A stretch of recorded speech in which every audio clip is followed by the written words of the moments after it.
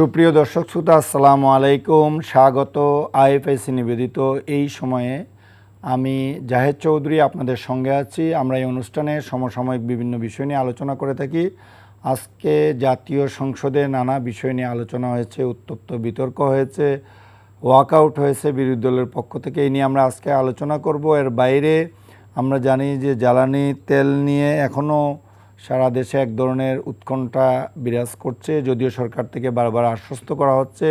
Iran যুদ্ধ পরিস্থিতি নিয়েও কথা বলবো। এই আলোচনার জন্য আজকে আমাদের স্টুডিওতে দুজন অতিথি উপস্থিত রয়েছেন। আমার ঠিক বাঁ পাশে রয়েছেন মোহাম্মদ শামীম কায়সার লিঙ্কন, গাইবান্ধা ৪ আসনের বিএনপি দলীয় সংসদ সদস্য। জনাব শামীম কায়সার, আপনাকে এনটিভির এই আলোচনা অনুষ্ঠানে স্বাগত জানাচ্ছি। আপনাকেও ধন্যবাদ। আপনার মাধ্যমে আপনার সমস্ত দর্শক শ্রোতাকে ধন্যবাদ। আরও আমাদের সাথে উপস্থিত রয়েছেন এনসিপির সিনিয়র যুগ্ম আহ্বায়ক এবং ঢাকা উত্তর সিটি কর্পোরেশনে এনসিপি ঘোষিত মেয়র প্রার্থী আরিফুল ইসলাম আদিব। আরিফুল ইসলাম আদিব, আপনাকে স্বাগত জানাচ্ছি এনটিভি স্টুডিওতে। আমরা শুরুতেই আজকের সংসদে যে আলোচনা হয়েছে, যে পরিস্থিতি ছিল, আপনি তো জাতীয় সংসদে আজকে ছিলেন, উপস্থিত ছিলেন, এবং আপনি নিজেও রাষ্ট্রপতির ভাষণের উপর আলোচনায় অংশ নিয়েছেন আজকে শেষ বক্তা হিসেবে।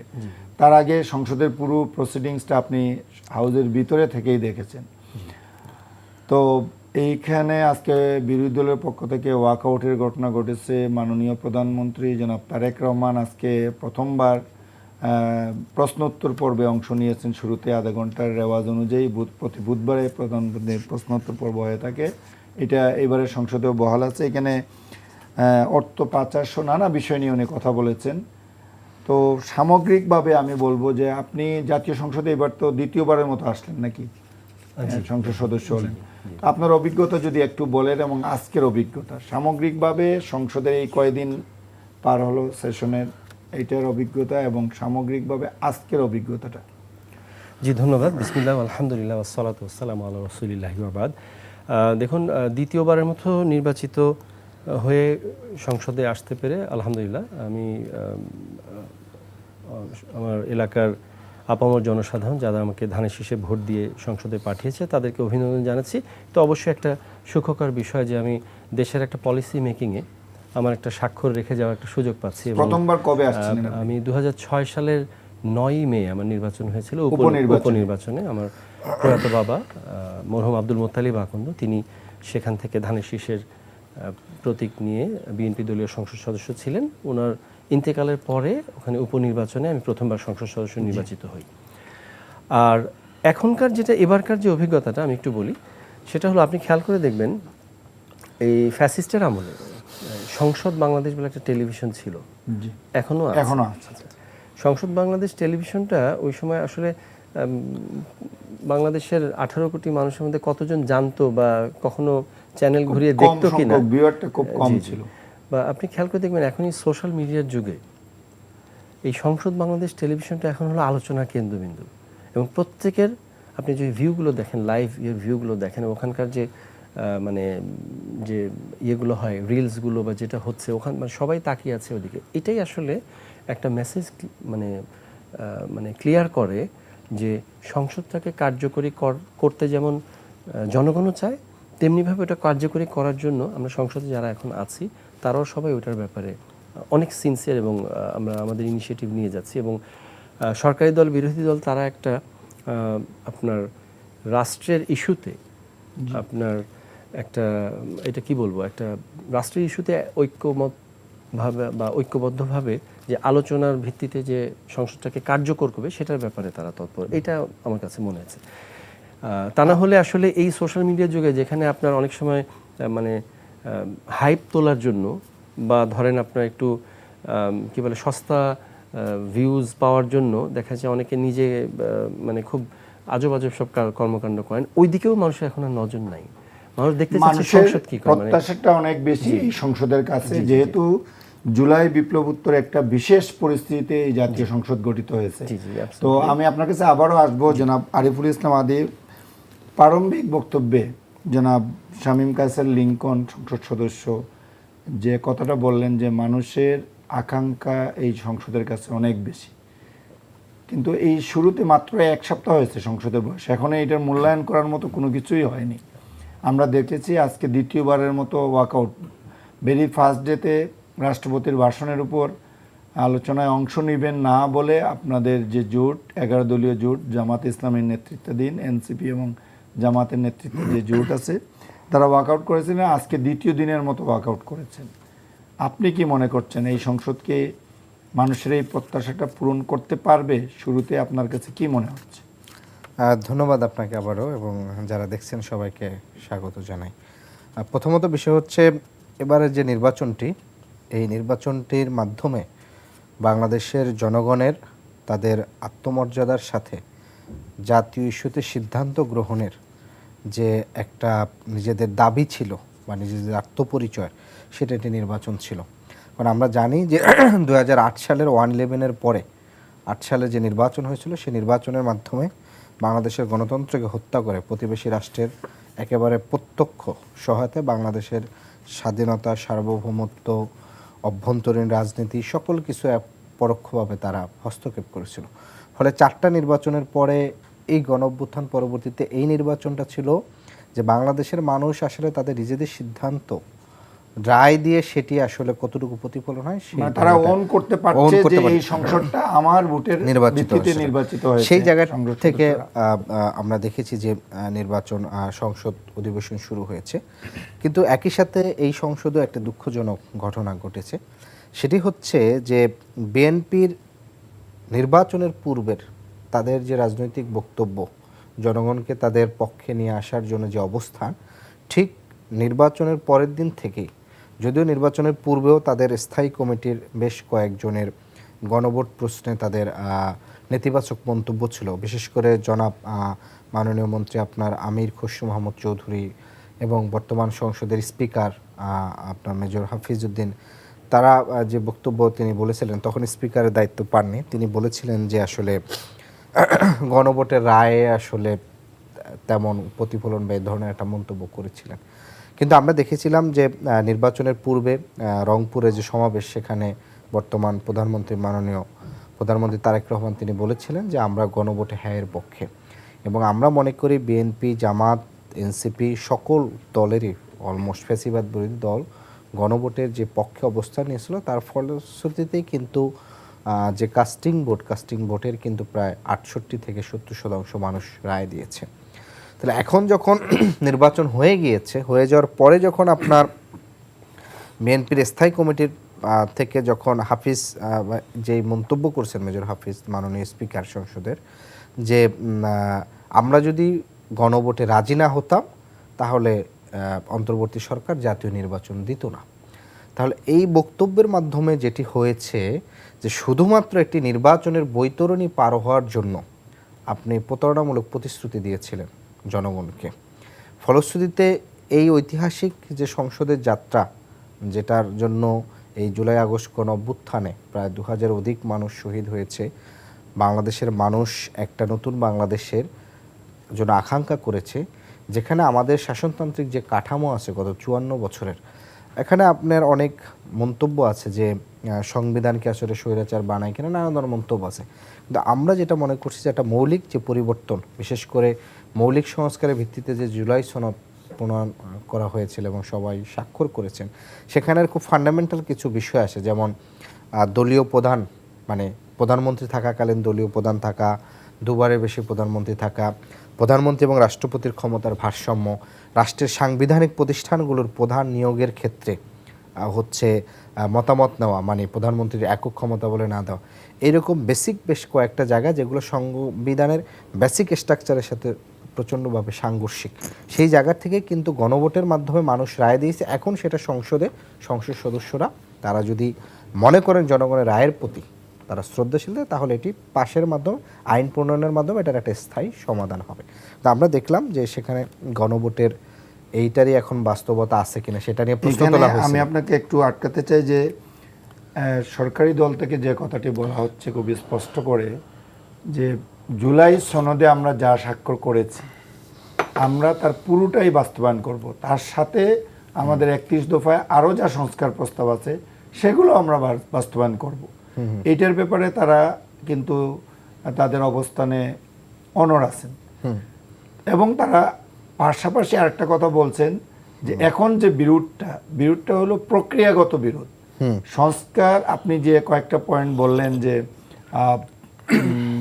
আপনার প্রধানমন্ত্রী 10 বছরের বেশি থাকবেন না, মানে এরকম বেসিক দলীয় কয়েকটা প্রধানের বিষয়টা কিন্তু এটা আর নাই, কারণ এটা কিন্তু গণভোটেও আসে নাই, আর আগে নোট অফ ডিসেন্টের কারণে গণভোটে এটা তো হয় নাই। 4টা বেসিক আছে, হয় উচ্চ নাই। কক্ষ, সংসদের দ্বিকক্ষ বিশিষ্ট করা, উচ্চ কক্ষ গঠন করা, উচ্চ কক্ষটা উচ্চ কোন কক্ষ অনুপাতে একটা করবে, ভাইটাল জিনিসটা, এইটাই মূলত এটা মেইন আলাদা আসছে। পয়েন্টটা আর কি। আচ্ছা, আর এর বাইরে যে 5টা কনস্টিটিউশনাল পোস্ট, এটা কমিটির মাধ্যমে ফর্ম করা, এই দুইটা জায়গায় বিএনপি থেকে যেটা বলা Note হচ্ছে of যে আমরা dissent এটা ছিল। বাস্তবায়ন করব, কিন্তু প্রক্রিয়াগত বিরোধ, যে আমি পার্লামেন্টের 2/3 মেজরিটি দিয়ে বাস্তবায়ন করব, আর আপনারা কিংবা বিরোধী দল থেকে যেটা বলা হচ্ছে যে সংস্কার পরিষদ গঠন করে বাস্তবায়ন, এই জায়গায় তো বিরোধ। কিন্তু তারা যদি আলটিমেটলি এটা করে ফেলেন যে কোনো প্রক্রিয়ায়, তাইলে কি এই বিরোধটা আর থাকবে? না, এখানে প্রক্রিয়াগত জায়গাটাই আপনি যদি বিএনপি তারা বলছে তারা সংবিধান সংশোধনের মাধ্যমে করবেন। আমরা কিন্তু দেখেছি বাংলাদেশের স্বাধীনতার পর থেকে এই যতবার সংবিধান সংশোধন হয়েছে প্রত্যেকবারই যেই দল ক্ষমতা ছিল ইনক্লুডিং বিএনপি, তাদের দলীয় যে মূলনীতি, ধরেন সংবিধানে আমাদের 4 মূলনীতি, সেই 4 মূলনীতি যখন আপনার আওয়ামী লীগ থাকে তখন মেইন করে তুলে ধর্মনিরপেক্ষতাকে মেইন জাতীয়তা মানদণ্ড, কিন্তু এখন যদি জুলাই সনদের আলোকে তারা করে, তাহলে তো এটা করতে হবে। আপনারা যেটা আমি একটু ইনক্লুড করি। আবার যখন বিএনপি ক্ষমতায় তখন মনে হয় যে রাষ্ট্রের প্রধান মূলনীতি জাতীয়তাবাদ, মানে এইটারিতে থাকে। তো ফলশ্রুতিতে এই ধরনের যখন আপনি করেন, কিন্তু সংবিধানে আপনি যখন বেসিক স্ট্রাকচার আপনি পরিবর্তন করতে যাবেন তখন ওইটা কিন্তু একটা গণভোটের মাধ্যমে কিন্তু একটা ম্যান্ডেট নিয়ে আসতে হয়।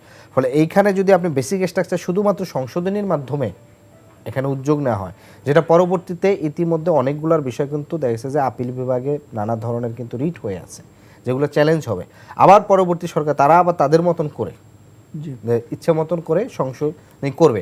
ফলে বাংলাদেশ কিন্তু যেটা হয় যে সবসময় 2/3 মেজরিটির ইচ্ছা মাফিক সংবিধানের কাটাচেরা করা, যেটাকে হচ্ছে তারা তাদের মতন করে পরিবর্তন করে পরবর্তীতে বসে সংবিধানের বাইরে এক চুল নাড়া যাবে না। আপনি যদি সংবিধানের বাইরে এক চুল নাড়েন তাহলে এখনকার যে বিদ্যমান এখন পর্যন্ত যে সংবিধান আছে সেই সংবিধানে তো তাহলে আপনার বিদ্যমান সংবিধান অনুযায়ী তো স্বাধীনতার ঘোষক। আচ্ছা, এটা নিয়ে আমরা আবারও আলোচনা করব। আমরা মানে সংসদ সদস্য আপনার কাছ থেকে শুনতে চাই যে জনাব আরিফুল ইসলাম আদিব যে কথাগুলো বললেন, আপনি কি এর সাথে একমত পোষণ করেন নাকি আপনার এখানে কোথাও দ্বিমত আছে? একমত করলে তো না, অনেক বিষয়ই তো থাকতে পারে, বাস্তবতার আলোকেই তো কথা বলতে হবে। জি, ধন্যবাদ। আমি প্রথমে যেটা আমি ভাইকে রিকোয়েস্ট করবো একটা ব্যাপারে আমরা আলাপ করার জন্য, যে আমাদের বেসিস কি এটা কিনা, যেটা আমরা যেদিন শপথ নিতে গিয়েছিলাম সেদিন বেশ কিছু আমাদের তো বুকলেট অনেক কিছু দেয়া হয়েছে, একটা সংবিধানের একটা কপি, তারপরে আরও যে সমস্ত প্রয়োজন থাকে সেগুলো জিনিসপত্র, form Tom, this and that. তো সেদিন আমাদেরকে জুলাই জাতীয় সনদ 2025 ভবিষ্যতের পথরেখা এই বইটা আমাদেরকে দেয়া হয়েছিল। আমাদের এটা কি যেদিন সাইনিং এর, হ্যাঁ, সাইনিং মানে আমাদের যেদিন আমরা শপথ নিতে যাই, তো আমাদের এই জুলাই অভ্যুত্থান পরবর্তী সামনে যে নতুন বাংলাদেশ, আমাদের বেসিস তো এটা নাকি, এটা তো ঠিক আছে নাকি ভাই? এটা আমি ফার্স্টে বলছি, এটা সবার সামনে শোনো, এইটার উপর বেসিস করে তো আমরা কথা বলতেছি নাকি। এইটাকে আপহোল্ড করা, এইটাকে বাস্তবায়ন করা, এটাকে শেষ রক্তবিন্দু পর্যন্ত এইটাকে জাতির সামনে উপস্থাপন করে, এটা অক্ষরে অক্ষরে আমি কতটুকু করতে পারলাম with my note of dissent. সবার নোট অফ ডিসেন্ট কিন্তু সব জায়গায় নাই। এবং আপনি এখানে মজার ব্যাপার হলো না, মজা বলবো না আমি, ইন্টারেস্টিং ব্যাপার হলো যে এখানে আপনি যদি দেখেন অন্যান্য রাজনৈতিক দলগুলো আরো বেশি নোট অফ ডিসেন্ট দিয়েছে। অনেকে ধারণা করে কি নোট অফ ডিসেন্ট শুনতে বিএনপি সবচেয়ে বেশি নোট অফ ডিসেন্ট দেয়, অন্যান্য দল অনেক বেশি নোট অফ ডিসেন্ট দিয়েছে, এগুলো সব এখানে উল্লেখ আছে। এটা আমি প্রিন্ট করিনি, আমার কোনো পাবলিকেশন থেকে এটা না। আচ্ছা, এইটা যেহেতু রূপরেখা ভাইয়া মেনে নিলেন, স্বাভাবিকভাবে ধরেন কোনো যদি আপনি রিলিজিয়াস ডিবেটে বসেন তখন কিন্তু ফার্স্টে বলা হয় যে ভাই আমরা কোন কোন কিতাবগুলোকে সামনে রেখে বাহাস করব বা আমরা একটা কনক্লুশনে আসবো। তো আমাদের মূল বাহাসের আজকের বিষয় হলো এই জুলাই জাতীয় সনদ 2025, যেটা আমরা সবাই সাইন করেছি। এখানে আমরা দেখতে পাচ্ছি কারা কারা সাইন করেছে সেটাও আসছে, এখানে 33টা নাম আছে, যেখানে এনসিপি আছে, আমাদের লাইভ টেলিকাস্ট হয়েছে স্বাক্ষর অনুষ্ঠান। আচ্ছা, এইটাতে সর্বশেষ স্বাক্ষর, এইটাতে আসেন আমরা এখানে দেখি ঐক্যমতে উপনীত হওয়া বিষয়সমূহ। প্রথম হেডিং ক, সংবিধান সংশোধন সাপেক্ষে সংস্কারের বিষয়সমূহ it's not written by me, it was written by a consensus. জি এটা ঐক্যমত হয়েছে যে সংবিধান সংশোধন সাপেক্ষে সংস্কারের বিষয়সমূহ। আমরা সেটাই বলছি যে সংবিধান সংশোধন সাপেক্ষে আমরা সংস্কার যে করব, সংবিধান সংশোধনের ম্যান্ডেট আমাদেরকে দিয়েছে সভরেন ভোটার, সভরেন জনগণ। এই সভরেন পার্লামেন্টে এসে আমরা সংবিধান সংশোধন করার যে ম্যান্ডেটটা পেলাম, সেই সংবিধান সংশোধন সাপেক্ষে আমরা সংস্কার করলে কি কি করব এগুলো এখানে আমরা লিখলাম। আচ্ছা, এখানে লিখতে লিখতে কি পেলাম? আমরা পেলাম এখানে 48টা জিনিস। সংস্কার সাপেক্ষে মানে সংশোধন সাপেক্ষে আমরা কয়টা জিনিস করব? 47টা পেলাম এখানে। এরপর আবার আইন, অধ্যাদেশ, বিধি ও নির্বাহী আদেশের মাধ্যমে সংস্কারের বিষয়, সেগুলো আবার আলাদা আছে। আচ্ছা, তো তাহলে এই যে 47টা পেলাম, আপনি একটা জিনিস খেয়াল করে দেখেন, এখানে একটা আদেশ হয়েছে, তাই না? একটা আদেশ আসছে, ওই আদেশের কপিটা আমাদের আসছে এখানে। জি এই যে জুলাই জাতীয় সনদ বাস্তব আদেশ, সংবিধান সংস্কার বাস্তবায়ন আদেশ, এখানে আপনি দেখেন এই আদেশটাকে আমরা কেন অবৈধ বলছি, এটা কেন রাষ্ট্রপতি দিতে পারে না, দ্যাটস এ ডিফারেন্ট ডিবেট। আমরা ওইটাতে না যাই, যেহেতু আমার বেসিসটা এটা, তাহলে আমার ওই ডিবেট আর যাওয়া লাগতেছে না। আচ্ছা, আপনাকে একটু থামাতে হচ্ছে, আমরা একটা ছোট্ট বিরতিতে যাব। বিরতির পর আপনি যেখানে কথা বলছেন এখান থেকে আমরা এখানে একটা সেকেন্ড আমাকে দেন। আপনি এখানে খেয়াল করে দেখবেন, এখানে আপনার যে প্রস্তাব আছে সেখানে আপনি পাবেন হলো 30টা। জি এখানে আপনি আদেশ, এবং 30টার মধ্যে ওই 47টা 48টা থেকে কোন কোনটা নিয়েছেন সেটা পাওয়া যাচ্ছে। এবং there is no note of dissent mention here. এই জন্যই আমরা এটাকে বলছি যে এটা হলো, একে তো অবৈধ আদেশ কি জন্য সেটা তো দেয়ার আর মানে অনেক ডিসকাশন অ্যাবাউট ইট, মানে ব্যাক বাই আমার ক্লেইম যেটা। কিন্তু কথা হলো এই 47টা যেটা আমার বেসিস 33 জন সই করলাম, সেটা এখান থেকে 30 হয়ে গেল এবং নোট অফ ডিসেন্ট চলে গেল। এই জন্য আমরা বলছি এটা জাতীয় প্রতারণা। জনাব মোহাম্মদ শামীম কায়সার লিংকন, আপনি বলছিলেন যে কেন জুলাই সনদ নিয়ে কিংবা সংস্কার নিয়ে বিরোধ চলছে এবং এটার সমাধানটা কি? আপনার আগের আলোচনার সাথে আমি সমাধানটাও জানতে চাই যে কীভাবে এটা আমি। জি জি, প্রথমত আমি বললাম যে আপনার এখানে যেহেতু এটা বেসিস, আমরা বললাম যে এখানে বেসিসেই লেখা আছে সংবিধান সংশোধন সাপেক্ষে সংস্কারের বিষয়সমূহ। আজকের যে কথাটা আপনি বললেন যে তখন একটা প্রশ্ন করছিলেন যে দুবারের সংসদ সদস্য হয়ে কেমন ভাবছেন, আজকের বিষয়টা কি হচ্ছে। দেখুন, গতকাল যখন মুলতবি প্রস্তাবে 2 ঘন্টা আলোচনা হচ্ছিল, তখন আমাদের পক্ষ থেকে মাননীয় স্বরাষ্ট্রমন্ত্রী জনাব সালাউদ্দিন সাহেব যখন কথা বলছিলেন, উনি সবশেষে যে আবেদনটা করেছিলেন, আসুন আমরা সংবিধান সংশোধনের জন্য একটা সংসদীয় কমিটি, বিশেষ কমিটি আমরা একটা করি, সবাই মিলে করি, তারপর আমরা লেটস মুভ অন। এই সংশোধন সাপেক্ষে যেহেতু সংস্কার হবে, তো আমরা একটা কমিটি করে নিই। আমরা কিন্তু এখন বলছি না যে এটার কারণে কোর্টে কি হয়েছে না হয়েছে, কোর্ট তো তার মতো চলবে, তো সংবিধান, পার্লামেন্ট তো সভরেন, সভরেন পার্লামেন্ট। আমরা একটা সংশোধন কমিটি করে তারপর আমরা সংস্কার বিষয়গুলো নিয়ে আমরা কাজ করি। ওইটার আপনার পরে যখন সম্ভবত রিবাটল ছিল বা হ্যাঁ সম্ভবত মাননীয় বিরোধী দলের নেতা যখন শফিকুর রহমান সাহেব, ডক্টর শফিকুর রহমান সাহেব, উনি বললেন যে সংস্কার পরিষদের সদস্য হিসেবে, মানে সংস্কার পরিষদের উপর আমরা একটা কমিটি করি। তো সংশোধন কমিটি, সংস্কার কমিটি, এই দুইটার মধ্যে আর কি আবেদনটা 2 রকম ছিল। এবং উনি বলেছেন যে এখানে আমরা 50-50 আমরা পার্টিসিপেন্ট থাকি, মানে কমিটির মেম্বার যারা 217 থেকে 20 জনের মেম্বারের প্রপোজালটা ছিল, যার 50-50 বলা হয়েছিল। মানে সরকারি দল থেকে আজকেও বলা হয়েছে যে আমরা বিশেষ কমিটি, যেটা এটা এর আগেও প্র্যাকটিস হয়েছে, আমরা 15 যতগুলো সংশোধনী হয়েছে এরকম একটা কমিটি করে দেওয়া হয় পার্লামেন্টে, এবং কমিটি মেম্বাররা আলোচনা করেন 50-50। কিন্তু এখন বিরোধটা দেখা দিচ্ছে যে বিরোধী দল বলছে যে সংস্কার পরিষদ গঠন নিয়ে কমিটি, আর সরকারি দল বলছে যে সংবিধান সংশোধনের বিশেষ কমিটি। যেহেতু এখানে বেসিসে আছে হলো আগে সংশোধন সাপেক্ষে সংস্কার, এই কারণে আর কি বিষয়টা। তাছাড়া তো এখানে তো এটাই ডিক্টেট করছে বেসিক্যালি। আমি আপনার কাছে যে প্রশ্নটা করছিলাম, তাহলে আমি আপনার কাছে আবার আসবো। জনাব আরিফুল ইসলাম আদি, আপনি কি মনে করেন উনি যেটা বলছেন? এটা জাস্ট আমি একটু অ্যাড করে দিই, তাহলে ভাইয়ের বলতে সুবিধা হবে। এখন দেখুন, যে সমস্ত বিষয় এখতিয়ারে আছে, এখতিয়ারে যেগুলো আছে তার মধ্যে দেখেন, এই যে আপনি বলছেন এটা বাস্তবায়ন হওয়ার জন্য 10 বছরের বেশি থাকতে পারবে না। 10 বছর তো ভাই 10 মাসও এখনো যায়নি। So by the time we finalise, এগুলো তো আমরা কথা দিয়ে আসছি যে এগুলো বাস্তবায়ন করা হবে। তারপরে ধরেন আপনার যে ডেপুটি স্পিকার চাওয়া হলো, আমরা তো যেটা আমরা এখতিয়ারের মধ্যে আছে আমরা তো ওইটা চাইছি, ওটা তো ওনারাই কমপ্লাই করছেন না, যে ঠিক আছে ডেপুটি স্পিকার বিরোধী দল থেকে চাওয়া হলো, ওনারা তো কমপ্লাই করলেন না, আমরা তো ঠিকই আমাদের এটাকে আপহোল্ড করলাম, ওনারা তো দিলেন না। দ্বিতীয় দেখেন, আমি আজকেই দেখেন, আমি গতকাল আমার মনে আছে আমি ওই দেখছিলাম, দেখতে দেখতে প্রথমটাই যে কী পরিবর্তন হবে, সে প্রথমটাই আছে ভাষা। প্রজাতন্ত্রের রাষ্ট্রভাষা হবে বাংলা, সংবিধানে বাংলাদেশের নাগরিকদের মাতৃভাষা হিসেবে ব্যবহৃত অন্যান্য সকল ভাষাকে দেশের প্রচলিত ভাষা হিসেবে স্বীকৃতি প্রদান করা হবে। মানে তার প্রচলনগুলো সব জায়গায়, যেমন আমি পার্লামেন্টে আমি আজকে নিজেও কয়েকটা ভাষায় কথা বলেছি। আমি বলেছি যে how the parliament will look like if we uphold this. তো ব্যাপারটা আর কি এরকম ছিল, মানে যেগুলো এখতিয়ারে আছে আমরা তো অলরেডি প্র্যাকটিস করছি। ইট মিনস যে we are giving the signal এবং আলামতগুলো দিচ্ছি যে we are with this man.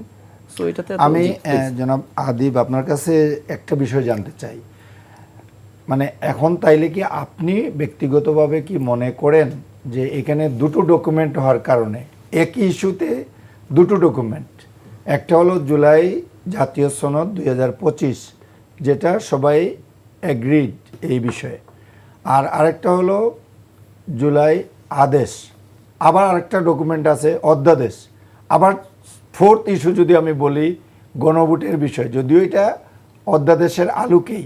সুতরাং অ্যাটলিস্ট এখানে তিনটে ডকুমেন্টের কিছু কমন এবং আনকমন ফেনোমেনাস আছে, যেটার কারণে এই বিরোধ সৃষ্টি হয়েছে। না, এখানে বিরোধটা সৃষ্টি মূলত সেটার জন্য না। প্রথমত বিষয়টা হচ্ছে যে আপনি যাত্রা কোথা থেকে শুরু করেছেন। যেমন ভাই বলেছেন যে তারা অলরেডি ডেপুটি স্পিকার অফার করেছিলেন সরকারি দল থেকে। বিষয়টা অফারের না, বিষয়টা অধিকারের বিষয়। যদি আপনি সিস্টেমকে বাস্তবায়ন করেন তাহলে এটা বিরোধী দলের অধিকার আকারে আসবে। কিন্তু আপনি সিস্টেমটা এক্সিকিউট করার ক্ষেত্রে আপনি ভিন্ন পদ্ধতি উপস্থাপন করছেন, যে এটা আস্তে আস্তে আমরা সময় নিয়ে করি, শুধুমাত্র সংশোধনীর মাধ্যমে করি।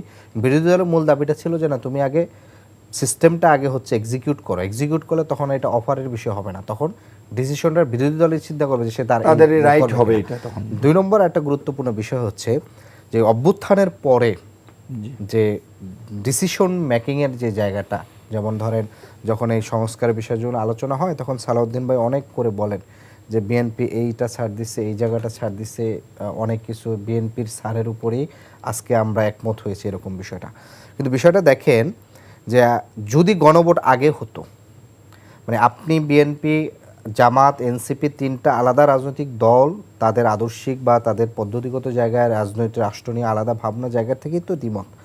আমাদের কিন্তু প্রথম বিরোধী দলের প্রথম দাবিটা ছিল এই জায়গাটাই, যে আমরা কিন্তু বুঝতে পারছি যে জাতীয় নির্বাচনের পরে যখন সে বলবে, অর্থাৎ আপনি এই নির্বাচনটা কিসের মানে কীরকম করছেন, সংস্কারের ভিত্তিতে করেন, আপনি এই নির্বাচনটা আপনি পুরনো যে আমাদের যে সিস্টেম আছে সিস্টেমে করছেন। একসাথে এসে যেই প্রস্তাবনা, সংস্কার প্রস্তাবনাগুলো রাষ্ট্রর বিভিন্ন রাজনৈতিক দলগুলো ঐক্যমত কমিশনে হয়েছে, সেটার জন্য আলাদা নির্বাচন করছেন। তাহলে সংস্কারে যে বিষয়গুলো একমত হচ্ছে, সেই বিষয়গুলোকে যদি আপনি গণভোট আগে হতো, তাহলে জাতীয় নির্বাচনটা হয়তো দ্বিকক্ষ বিশিষ্টর জন্য প্রত্যেকটা দল তার উচ্চকক্ষে প্রতিনিধি কাকে নেবে তাকে আগে পাবলিশ করে দেন হচ্ছে সে আপনার নির্বাচনে অংশগ্রহণ করতে, যে আমার উচ্চকক্ষে আমি জিতলে আমার উচ্চকক্ষের 50 জন বা 51 জন এরা প্রতিনিধি হবেন, এই জায়গাটা ছিল। কিন্তু আপনি যাত্রাটা কিন্তু পুরনো পদ্ধতিতেই বাধ্য করেছেন, এবং এই দাবিটা বিএনপি সহ আরো কিছু দলের ছিল যে গণভোটটা হবে ইলেকশনের দিন, একসাথে হবে সেই জায়গাটা। তাহলে আপনি প্রথম দাবিটা তার মেনে নিয়েছেন। বিএনপির পক্ষ থেকে আরেকটা কথাও বলা হচ্ছিল যে আপনারা গণভোট আগে প্রথম প্রাথমিক পর্যায়ে বিএনপি কিন্তু গণভোটে রাজি ছিল না। এটা তো সে তো তার মানে বলছে যে পার্লামেন্ট বার্গেনিং করবে, তারপরে গণভোট অনেক আগে থেকে সে এই জায়গাটা থেকে শুরু করছে। প্রথমত বিএনপির কথা ছিল যে আমরা যে জুলাই সনদটা করব সেটার বাস্তবায়ন পদ্ধতির জায়গাটা বিএনপি বলছিল যে বিদ্যমান সংসদের মাধ্যমেই, সংবিধান সংশোধনের মাধ্যমে তারা এটা করতে চায়। ঠিক আছে, সেই জায়গার পদ্ধতির ক্ষেত্রে এনসিপির দাবি ছিল গণপরিষদ নির্বাচন, অর্থাৎ গণপরিষদের মাধ্যমে পুরো সংবিধানের পরিবর্তনের জায়গাটাই, এটা ভাইও রাজি হবে।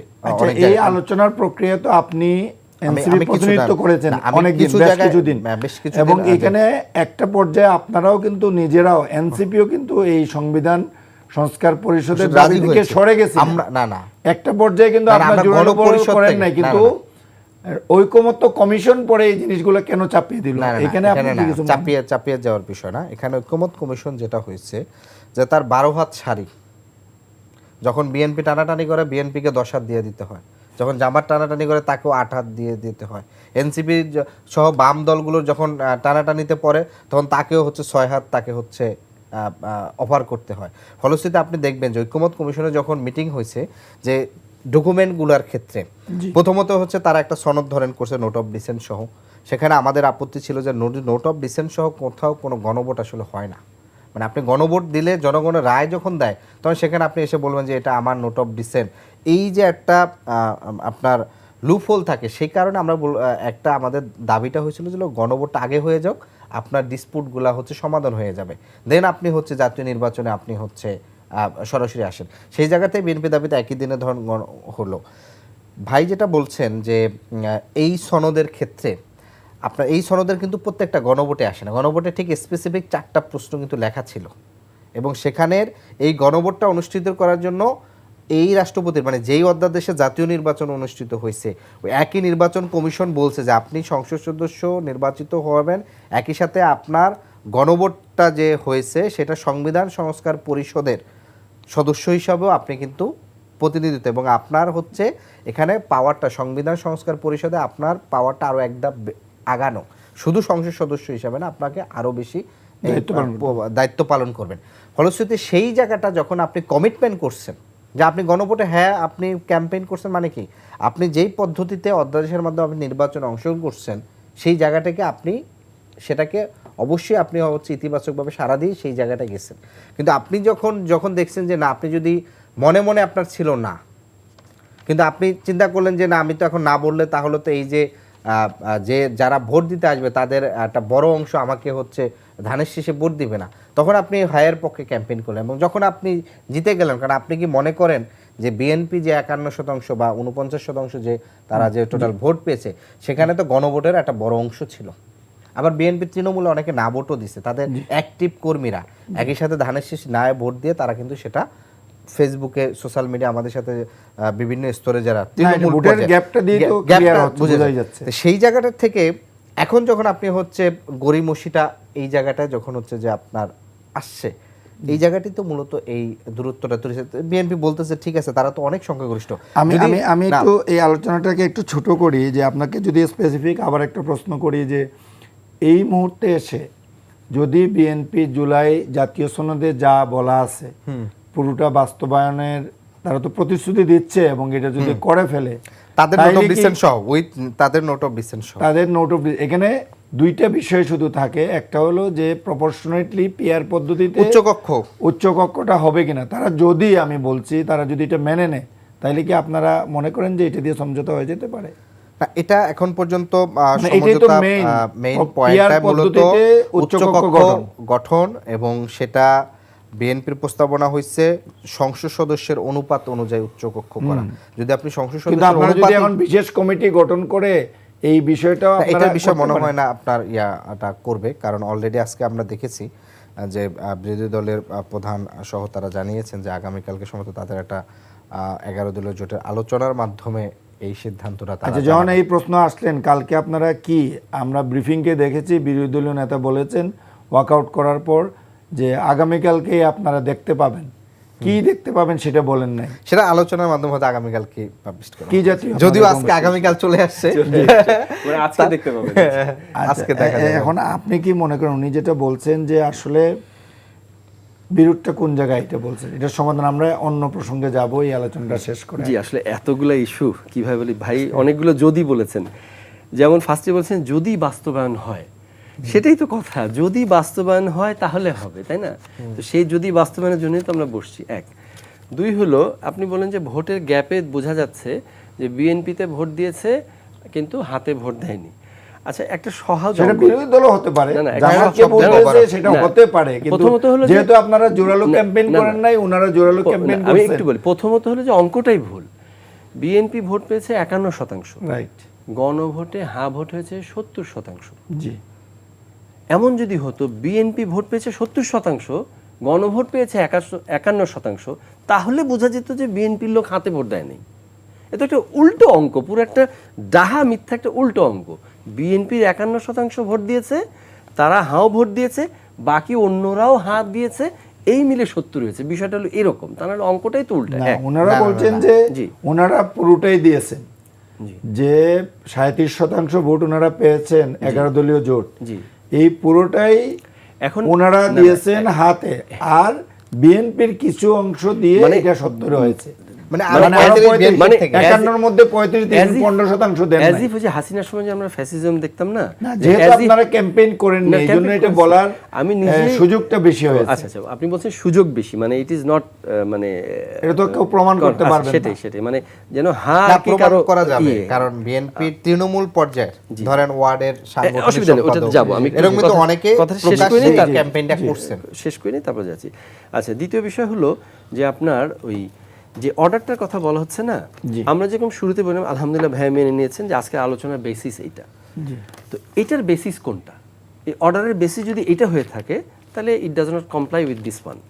এটা হলো একটা জিনিস, মানে দুইটার মধ্যে গ্যাপ রয়ে গেছে, দুইটা সেম না। এবার রাহি বাত যে এই যে 70% ইসকা ক্যা হোগা, তাই না? 51% যেটা আমাদেরকে সভরেন ভোটার আমাদেরকে ম্যান্ডেট দিয়েছে যে হ্যাঁ আপনি গিয়ে সংবিধান সংশোধন সাপেক্ষে আপনি এই সংস্কারগুলো করতে পারেন, করবেন। এবং ওই 70% গিয়ে বলেছে যে গিয়ে কিন্তু অবশ্যই সংশোধন করে সংস্কার করতে হবে। গিয়ে আপনি বলতে পারবেন না যে এখন আর এটা করব না। That is the 70%। আমি কি বুঝাতে পেরেছি? It does not contradict, it কমপ্লাইজ, aligns. 51% বলেছে যে হ্যাঁ আপনাদেরকে ক্রুড মেজরিটি দিলাম, আপনারা গিয়ে এইটাকে আপহোল্ড করবেন, মানে আপনারা গিয়ে সংশোধন করবেন। এবং 70% দিয়ে বুঝাচ্ছে যে অবশ্যই যেন এটা করা হয়। That is what is the মানে কি বলবো, alignment. It is not contradiction. তাহলে বিএনপি কেন তার এই আচ্ছা, এবার আমার কথা যেটা দিয়ে দিকে মনোযোগ দিল, আমি একটু মানে বলি। 71 মনোযোগ না দিয়ে কেন 51 মনোযোগ দিল? এবার একটু বলি, এই যে বলছেন না অফার করা, আপনি যদি প্রত্যেকটা ওয়ার্ডিং সহ ওইটাকে নিয়ে ডিসেকশন করেন যে অফার হবে না ইয়ে হবে, তাহলে তো ধরেন কাউকে না কাউকে তো বলতে হবে, তাই না, না? এটা আইনের এইটাকে একটা offer সুযোগ ছিল, বলতে- যেহেতু আইনে বলা নেই স্পেসিফিকলি যে স্পিকার সরকারি দল থেকে হতে আমি- হবে, হ্যাঁ, ওটাই বলছি মেজরিটির সমর্থন যে দিয়ে হতে হবে। এইটা হওয়ার এখন কথা, ওই যে যদি এই বলেছেন না, সুযোগে ওই যে সরকারি ভাই দল এটা যদি বলেছে। বলেছেন, ওই যদির আগেই তো এটা অফার করেছে। যদি সংশোধন সাপেক্ষে এগুলো হয় তখন তো উনি এমনি পেয়ে যেতেন, তার আগেই তো অফার করেছি ভাই। এখনো ওই যদিটা এখনো শেষ হয়নি, যদিটা এখনো যদির মধ্যে আছে, তার আগেই অফার করে দিলাম ভাই এটা ইখতিয়ারের মধ্যে আছে, আপনি এটা করেন। এবার হলো আমার কথা হলো এটাকে যদি বেসিস ধরেন, এখনো যদি কিন্তু থাকে, তাহলে আপনি কেন এটার বেসিসে সংবিধান সংশোধন সাপেক্ষে সংস্কারের একটা বিশেষ কমিটিতে অ্যাগ্রি করতেছেন না? আপনি তাকে বেসিস মানতেছেন, এই লেখাটাও আপনি সাইন করেছেন, তাহলে এটা কেন করতে চাচ্ছেন না? তাহলে কি আপনি চাচ্ছেন যে কোনো না কোনো কারণে এই যে যেরকম ফ্যাসিস্ট, যেরকম আমাদের একজন মাননীয় সংসদ বলেছেন যে হাসিনার আমরা যে দেখতাম, তার আগে একটু বলি, যেমন এটা একটা কথা আসছে যে ধরুন যে গণভোটের প্রশ্নগুলো, তারপরে চারটা প্রশ্নের মধ্যে কেউ আপনার তিনটা হ্যাঁ একটা না হলে সেটা করতে পারবে না, তাই না? তারপর আরেকটা কথা হলো যে গণভোটে কেউ না দিতেই পারবে না, মানে তার মানে এটা এটা ইট ইজ অ্যানাদার ফ্যাসিজম। তাহলে হ্যাঁ না আপনি কেন রাখছেন? আপনার কথা হলো ভাই I will do my counselling, আমি হ্যাঁ ভোট দিয়েছি, কিন্তু আমার কথা হলো যে আপনিও হ্যাঁ ভোট দিন, কিন্তু ইউ ক্যানট ডু দ্যাট। তাহলে তার ভোটের দরকার ছিল না, হ্যাঁ জয়যুক্ত হয়েছে, তাই না? এখন আমার কথা হলো যে যদি সেটাই হয়, তাহলে ওইটার বেসিসে যদি এটাকে আমরা আপহোল্ড করি, তাহলে আমরা সংবিধান সংশোধন মানে সংক্রান্ত একটা বিশেষ কমিটি করে সংস্কারের দিকে যাচ্ছি না কেন? এটা কি ইচ্ছা করে একটু ডিলে করার জন্য, যে সামহাও বিএনপিকে একটা কন্ট্রাডিকশনে, এই জুলাই স্পিরিটের একটা অপোজিশনে দাঁড় করার একটা চেষ্টা করা হচ্ছে? কি আমরা তো কমপ্লাই করতেছি, সবগুলো করতেই চাচ্ছি, অফার করতেছি, এবং আমরা প্রস্তাবনা রেখেছি। সমাধানটা কোন পথে? সমাধান ভাই এই যে এইটা তারা তো already workout সমাধান, এটাকে করেছেন, বেসিসে কালকে আবার কর্মসূচিতে এটা যাবেন। বেসিস মানাটা হলো সমাধান। জুলাইয়ের যে আমি তো নিজেই আবু সাইদের গর্বিত গাই, মানে রংপুর বিভাগের এলাকার লোক, লোক, তাই না? সো এটাই হলো সমাধান, এছাড়া তো সমাধান হবে কি? আমরা নতুন একটা ভিন্ন একটা প্রসঙ্গে যাই, আমরা আশা করব যে এটা একটা সমাধান হবে। আপনারা জানি যে ইরান, মার্কিন এবং ইসরায়েলি আক্রমণের পর সারা বিশ্বে জ্বালানি নিয়ে একটা সমস্যার সৃষ্টি হয়েছে এবং সংকটের সৃষ্টি হয়েছে। বাংলাদেশের বাইরে নেই, যদিও 85টি দেশ এক সপ্তাহের মধ্যেই জ্বালানি তেলের মূল্য বাড়িয়েছে, নানা ধরনের পদক্ষেপ নিয়েছে। বাংলাদেশে এখন পর্যন্ত জ্বালানি তেলের মূল্য বাড়ানো হয়নি, এবং আমরা গতকালকেই ঘোষণাটা দেখেছি যে সরকার থেকে বলা হয়েছে এপ্রিল মাসে, একটা মাস অ্যাটলিস্ট সময় দেওয়া হয়েছে যে এপ্রিল মাসেও বাড়ানো হবে না। আবার আগামীকালকেই হয়তো বৃহস্পতিবার ক্যাবিনেট মিটিংয়েই হয়তো সিদ্ধান্ত আসবে যে স্কুলে অনলাইন ক্লাস করার জন্য, যেহেতু জ্বালানির একটা ইস্যু আছে। সপ্তাহে 3 দিন। আবার আমরা দেখছি যে বিভিন্ন জায়গায় মজুতদারি হচ্ছে। সরকার বলছে যে আমরা গত বছর মার্চে যে সাপ্লাই দিয়েছিলাম, এই বছর মার্চে তার চেয়ে বেশি পেট্রোল পাম্পে দিচ্ছি, কিন্তু মানুষজন এত বেশি প্যানিক বাই করছে, স্টক করছে, মজুতদারি আমরা ধরাও পড়ছে। বিভিন্ন জায়গায় 2 লাখ লিটার একদিনে উদ্ধার হয়েছে, প্রতিদিনই হচ্ছে। তো আমি জনাব আদিব আপনার কাছ থেকে শুনতে চাই যে এটার সরকারের কি করণীয়। এই যে 2 ধরনের কথা আসছে, মানুষ দীর্ঘ লাইন দিচ্ছে পেট্রোল পাম্পের সামনে, সরকার বলছে আমরা যা যা করার সব করছি মানুষের জন্য, প্রতিদিন 166 পরে 180 কোটি দাঁড়িয়েছে, ভর্তুকি দিচ্ছি, তারপরে দাম বাড়ায়নি। এখানে অনেকগুলো বিষয় আছে। প্রথমত হচ্ছে যে সাধারণত যুদ্ধ শুরু হওয়ার পরে মূলত যে তেলটা আসতে বাধাগ্রস্ত হবে, এটার প্রভাবটা সাধারণত 2 মাস পরে গিয়ে পড়ে। মানে বাংলাদেশে সাধারণত 2 মাস আগের যে অর্ডারটা, ওইটা কিন্তু এখন আমাদের এখনই প্রয়োজনটা আমাদেরকে মেটাচ্ছে। টিকিয়ে রাখছে কিংবা ফলশ্রুতিতে স্বাভাবিক রাখার এটার জন্য একটা কাজ করছে। আপনার আমাদের জন্য পজিটিভ আছে, দিক, positive পজিটিভ দিক।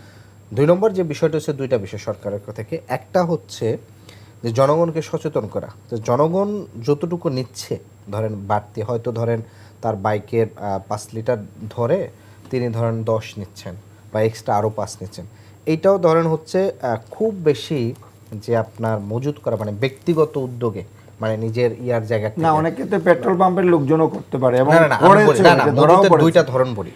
একটা হচ্ছে জনগণ, জি, ধর আমার একটা পার্সোনাল End গাড়ি user, আছে, end user ইন্ডিভিজুয়াল সরকার। ইন্ডিভিজুয়াল, ধর Individual আমার 2 মাসের চাহিদা 10 লিটার, আমি ধরুন 15 লিটার নিয়ে রাখলাম, কিংবা কিংবা আমার প্রতিদিনই এসে আমি ট্যাঙ্কি ভরে নিয়ে হ্যাঁ, যাওয়ার নিয়ে চেষ্টা গেলাম, করছি। এটা একটা বিষয়। বাসায় নিয়ে স্টোর করছি। এইটাটা কিন্তু খুব বেশি পরিমাণ, মানে যদি নেও এটা খুব বেশি হবে না। ইফেক্ট না। ঝামেলা যেটা হচ্ছে যে আপনি দেখবেন যে গত 15 দিনের অভিযানে যে পেট্রোল পাম্প কর্তৃক, মানে পাম্পের যে কর্তৃপক্ষ, storage গুলো যে যেই বেশি। চেইনে, মানে যেই সাপ্লাই চেইনে আপনি হচ্ছে তেলটা পাচ্ছেন, সেই চেইনে অভিযানে প্রায় 6000 লিটার, সম্ভবত প্রায় না জানি 68,000 লিটার এরকম তেল তারা না, কিন্তু একদিনে 1,34,000 লিটার ধরা পড়েছে। হ্যাঁ ধরা পড়েছে একদিন, পরশু দিন এটা। প্রায়।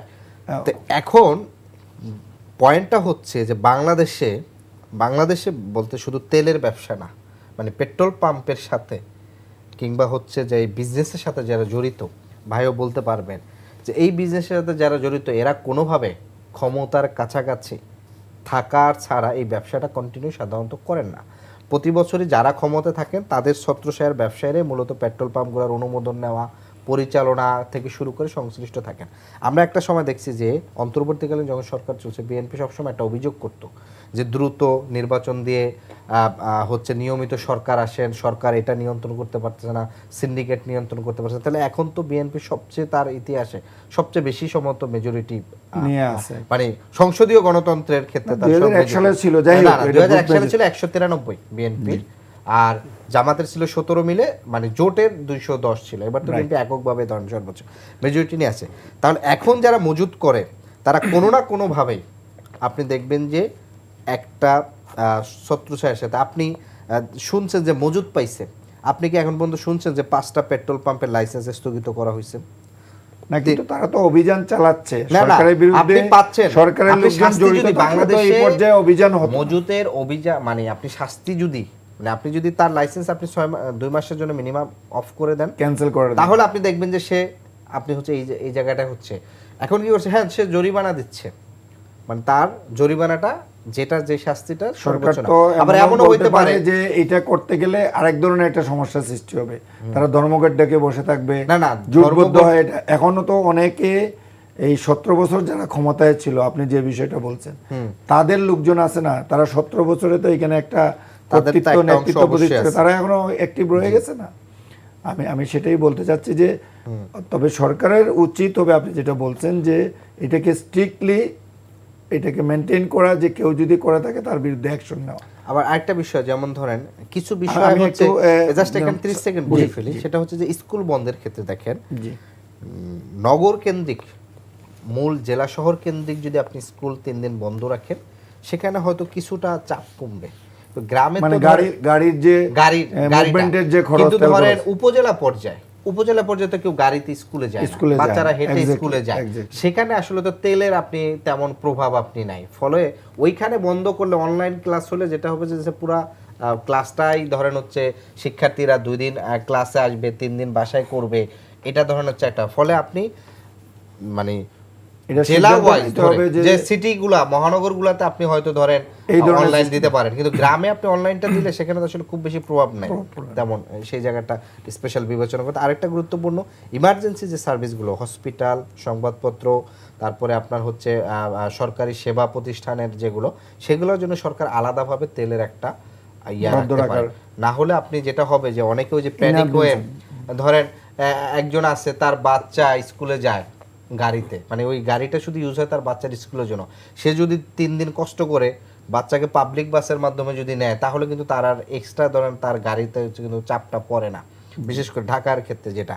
বা অনেক সরকারি কর্মকর্তারা আছে, অনেক ব্যবসায়ী আছে যারা গাড়িতে পার্সোনাল, তারা যদি পাবলিক পরিবহন যদি ব্যবহার করে, তাহলে সেই চাপটাও কিন্তু অনেক ক্ষেত্রে কমে আসতে পারে। জনাব শামীম কাসের লিংকন। জি ভাই। আচ্ছা, এই বিষয়টাতে আমি প্রথমত যেটা বলি যে ভাই নিজ থেকেই বলেছেন যে এই ধরনের সিনারিওতে মজুদদার সে একটা চিন্তা করে যে, মানে যেটা ইমপ্লাই করলে বোঝা যায় যে সে একটা চিন্তা করে যে এই ধরনের সিনারিওতে তো সামনে দাম বাড়াতেই হবে, ক্রাইসিস তো একটা হবেই, তো ওইটার জন্য আমি মজুদ করে রাখি। এটা এক বিষয়। আমি একটা জিনিস যেটা বলবো ওনাকে বা আপনার মাধ্যমে সমস্ত দর্শক শ্রোতাকে, যে অকটেন এইটার যে কনজামশনটা, পেট্রোল অকটেন, এইটা কিন্তু আসলে 6 to 7% of the total consumption. তো এটার আসলে মূল যে আমরা রাস্তায় যে লাইন বা যে এগুলো দেখছি না, এখানে ওই যে আমার দরকার হলো, আমার ধরেন হাইব্রিড গাড়ি, আমার মাসে 10 থেকে 20 লিটার 15 লিটার তেল লাগে, তো ওইটা হয়তো আমি 4 বারে নেই। তো এখন দেখেছে একবারেই আমি ফুল 30-35 লিটার ভরে রাখতেছি, মানে ওইটা একটা প্যানিক সিচুয়েশন তো হয়, তাই না? আবার কি হয় না পেলে, এরকম একটা ব্যাপার। আরেকটা হলো যে আলহামদুলিল্লাহ আমাদের কোভিড সিচুয়েশনে আমরা ঘরে বসে ডিস্ট্যান্ট লার্নিংয়ের যে মানে ট্রেনিংটা আমাদের হয়ে গেছে, ওইটার একটা অ্যাপ্লিকেশন যদি এখন করা যায়, কিছুটা মানুষের প্যানিক থেকেও হলো, আবার তার মানে এইটাও আমরা একটু ইংলিশ মিডিয়ামের টিচার প্যারেন্টস ফোরাম দেখছি এটাকে আবার আপত্তি জানিয়েছে। তারা বলছে যে আপনারা 3 দিন পুরো ছুটি দিয়ে দেন আর 4 দিন ক্লাসের ব্যবস্থা করেন। এই না, ওইটা তো আরেক ডিসকাশন। আমি বলছি যে হয় না, পড়াশোনাটা ঠিক মতো হয় না, এই ধরনের একটা অভিযোগ। আর গ্রামের যে বিষয়টা বলছেন, ওখানে হচ্ছে কি, আমি তো বলছি ওখানকার মেইন কনজাম্পশনটা আসলে ডিজেল কনজাম্পশনটা, যে আপনার কৃষি ক্ষেত্রে ডিজেলটা একটা ভাইটাল জিনিস। সাগরে যে জেলেরা ট্রলার নিয়ে যায়, ওখানে ডিজেল একটা ভাইটাল জিনিস, জীবিকার সাথে সরাসরি। তবে এরকম হয়েছে আমাদের যখন আমরা যখন আলোচনা করেছি এই বিষয়গুলো নিয়ে, এমনও আলোচনা এসেছে, মানে এখন সরকার এবং দায়িত্বশীল যারা আছেন তারা সমস্ত স্ট্যাটিস্টিক্স নিয়ে রূপরেখা তারা তো দিবেন, এমনও কথা আসছিল যে প্রয়োজনে 10 পয়সা 20 পয়সা কমায় দিয়ে, দাম কমায় দিয়ে, যাতে মজুদদার আরো তাড়াতাড়ি সে আরো চিন্তা করে ছেড়ে দেয়, এরকম করতে পারে সরকার একটা পাল্টা গেম। এটা পাচারেরও মানে তখন আবার ওই যে ডিজেল যেহেতু 123 টাকা আপনার ইয়েতে, আপনার পার্শ্ববর্তী দেশে সেই ওইটার একটা ইয়ে থাকে, করতে পারে। আমরা শেষ করব আর একটা আলোচনা যেটা এটার সাথে সম্পৃক্ত, যে ইরান যুদ্ধ নিয়ে আমরা সর্বশেষ জানি যে ইরানে যে হামলা হয়েছে, এই হামলার ঘটনাকে কেন্দ্র করে আজকে অনেকগুলো ডেভেলপমেন্ট আছে, নিশ্চয়ই আপনারা জানেন। যে মনে হচ্ছে যে মার্কিন প্রেসিডেন্ট ডোনাল্ড ট্রাম্প কালকে বাংলাদেশ সময় সকাল 7টায় জাতির উদ্দেশ্যে ভাষণ দিবেন, এবং এটাকে বলা হচ্ছে যে এখানে উনি হয়তো কিছু শর্ত সাপেক্ষে ইউনিলেটারালি এই যুদ্ধ থেকে সরে আসতে পারেন। আবার অন্যদিকে দেখছি যে মিডল ইস্টে অনেক ট্রুপস, তারা স্থলযুদ্ধের এক ধরনের প্রস্তুতি নিয়ে মিডল ইস্টে আমেরিকান ট্রুপস অনেক বাড়ানো হচ্ছে প্রতিদিন। আবার ইসরায়েল কিন্তু মোটেই এই আমেরিকান এখনকার অ্যাক্টিভিটিসের সাথে সম্পৃক্ত হচ্ছে না। তো আপনার কি মনে হয় এই যুদ্ধটা আমাদের, তো আমরা একটা বললাম জ্বালানির ক্ষেত্রে, অন্যান্য ক্ষেত্রে কি প্রভাব ফেলতে পারে জানেন? এটা প্রথমত হচ্ছে, বিশেষ করে আপনি যদি লাস্ট 20 ইয়ার্সের বিশ্ব রাজনীতির সমীকরণটা দেখেন, তখন যেটা ছিল যে টোটাল মানে 2টা পোল পরাশক্তিগুলো ইয়া করতো সবসময়, রাশিয়া, চীন, ইরান, সিরিয়া, এরা এক একটা এন্ডে ছিল, আর এক এন্ডে যুক্তরাজ্য, আমেরিকা, সৌদি আরব, বাইপোলার ওয়ার্ল্ড কিছুটা ছিল। সেটা অনেকটা বিশেষ করে সর্বশেষ আপনার সিরিয়া পতনের পরে এই পোলারটা অনেকটা কিছুটা হচ্ছে সোভিয়েত ইউনিয়ন ভেঙে যাওয়ার পর থেকে ছিল। এখন যেটা হচ্ছে যে যুক্তরাষ্ট্রের যে বিশ্বব্যাপী যে মুরলীপনা, মানে তারা গণতন্ত্রের কথা বলে, মানবাধিকারের কথা বলে, হ্যাঁ, যে আপনার অন্য অন্য রাষ্ট্রগুলোকে তারা যে এক ধরনের ডমিনেট করার, সেই জায়গাগুলোটো এক ধরনের এখন মাল্টিপোলার ওয়ার্ল্ডের দিকে প্রবেশের একটা জায়গাটা শুরু হবে। দ্বিতীয়তটা বিষয় হচ্ছে যে দেখেন যুক্তরাষ্ট্র কি করেছে, যে তারা তাদের ভূখণ্ড কিন্তু সেফ, মানে খুব দূরে। সে কি করছে যে মধ্যপ্রাচ্যেরই অন্যান্য দেশগুলোর থেকে, এক ধরনের মুসলিম দেশগুলোর থেকে ধরেন হচ্ছে তাদের সামরিক ঘাঁটিগুলা করেছে। ফলে ইরানকে কি করতে হচ্ছে যে বাধ্য হয়ে আপনাকে হচ্ছে তার যেই জায়গা থেকে আঘাতটা আছে সেই জায়গাতে তাকে পাল্টা আঘাতটা করতে হচ্ছে। প্রথমত হচ্ছে যে আমাদের দেশের এখানের যে ন্যারেটিভ বয়ানের ক্ষেত্রে একটা গুরুত্বপূর্ণ বিষয় আমরা ইতিমধ্যে মানে বিশেষ করে আমি লক্ষ্য করেছি যে আমাদের এখানে অনেক গণমাধ্যম মানে পুরো যুদ্ধটাকে ইরান সংকট হিসেবে দেখছে। আসলে সংকটটা তো ইরান না। আপনাকে এখানে প্রথমেই আইডেন্টিফাইড করতে হবে যে আমেরিকার আগ্রাসন, কারণ হামলাটা আগে আমেরিকা করেছে এবং একই সাথে সে আলোচনা করা অবস্থায় তিনি হচ্ছে হামলা করেছেন। ফলশ্রুতিতে আপনি যখন শব্দটা দিলেন ইরান সংকট, তার মানে মনে হচ্ছে যে সংকটটা ইরান তৈরি করছে। ফলে আপনি প্রথমেই হচ্ছে ইরানকে এই যুদ্ধে হচ্ছে তাকে হচ্ছে আপনি দোষী সাব্যস্ত করছেন।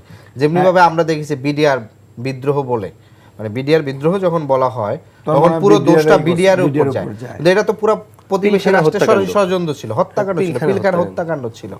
তো ফলশ্রুতিতে এইভাবে কিন্তু হচ্ছে ন্যারেটিভ, কারণ যেহেতু যুক্তরাষ্ট্র তারা ইন্টেলেকচুয়ালি অনেক রাষ্ট্রগুলোতে মানে সামরিকভাবে ইন্টেলেকচুয়ালি তারা হচ্ছে মূলত এই জায়গাগুলো করে।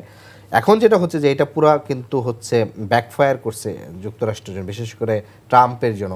তার রাষ্ট্রেই হচ্ছে তার বিরুদ্ধে বিক্ষোভ হচ্ছে। অনেকে বলতেছে নেতানিয়াহুর ছেলেকে বের করে দাও আমেরিকা থেকে। মানে আমেরিকার জনসংখ্যার 2% হচ্ছে ইহুদি জনগোষ্ঠী, কিন্তু তারা আমেরিকার ডিসিশন মেকিংয়ে বড় ধরনের একটা প্রভাব ফেলে। ফলে এই যুদ্ধের যেটা হচ্ছে যে ইরান তো দেখছে যে তিনি যদি যুদ্ধ বন্ধ করেন তার তো অটোমেটিক তো একটা বড় ক্ষতিগ্রস্ত, বরঞ্চ তিনি তার যারা হামলা করেছে তাদেরকে আরও বেশি ক্ষতিগ্রস্ত করেই কিন্তু ইরান থামবে। কারণ তার ভৌগোলিকভাবে সে যে জায়গাটা, ভৌগোলিকভাবে সে কিন্তু একটা অ্যাডভান্টেজের জায়গায় আছে, কারণ ওখানের যে জিওগ্রাফিক যে পজিশন, সেখানে স্থলযুদ্ধের আসলে কোনো বাস্তবতা নেই। মানে এক আফগান যুদ্ধ তো পরাশক্তিগুলাকে শিক্ষা দিয়েছে, রাশিয়া সেখানে গিয়ে ভূপাতিত হয়েছে, আমেরিকা গিয়ে ভূপাতিত হয়েছে, ঠিক আছে। তো ফলে এই জায়গাটা কিন্তু হচ্ছে একটা মাল্টিপোলার মানে বিশ্বর দিকে একটা হচ্ছে দাবিতে হবে। এবং ইরান যে শর্ত দিছে এই শর্ত কোনো, সে প্রায় মনে হয় $500 বিলিয়ন হচ্ছে সে আপনার হচ্ছে ইয়া চেয়েছে, ক্ষতিপূরণ চেয়েছে। $500 বিলিয়ন আমরা যেটা দেখি বিশ্বের। ইরানের পররাষ্ট্রমন্ত্রী যেটা বলেছেন লাস্ট যখন মার্কিন প্রেসিডেন্টের পক্ষ থেকে বলা হয়েছে যে ইরানের প্রেসিডেন্ট যুদ্ধবিরতির প্রস্তাব দিয়েছেন, তার কাউন্টার হিসেবে তারা বলছে যে আমরা এরকম কিছু করি নাই। এবং ইরানের পররাষ্ট্রমন্ত্রী বলেছেন যে আমরা এখনো 6 মাস যুদ্ধ চালানোর মতো আমাদের প্রস্তুতি সক্ষমতা আছে।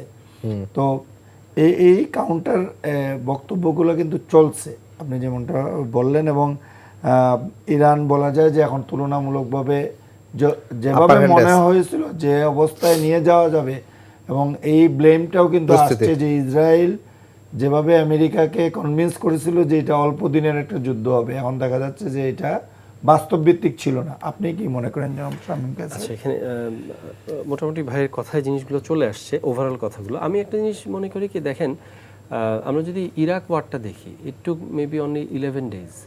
মানে আমেরিকা যে ইরাক ইনভেড করলো, মানে মেইন যুদ্ধটা 11 দিনের মতো মনে হয় ছিল, 10 দিনের পরে অনেক 9/11-এর পর যে তারা 2003 সালে যেটা।